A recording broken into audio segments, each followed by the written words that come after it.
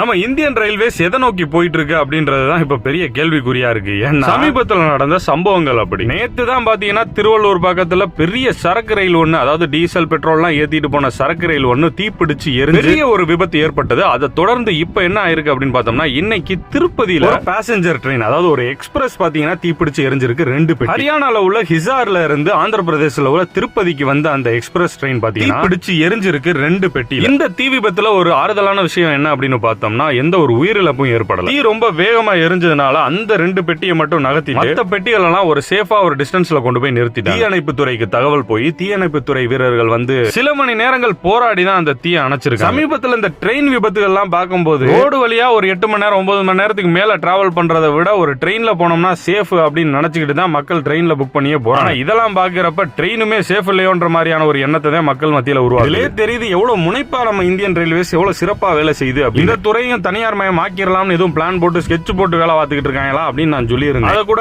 இந்த ஒருத்தர் இருப்பானே, ஐயோ யாரோ இந்த சட்டையை ஊத்துட்டு சாட்டையில் அடிப்பானே, அவன்கிட்ட கேட்கணும் கூட சொல்லியிருந்தேன், குறி கேட்கணும். யாராவது அவனை பாத்தீங்கன்னா கேட்டு சொல்லுங்க.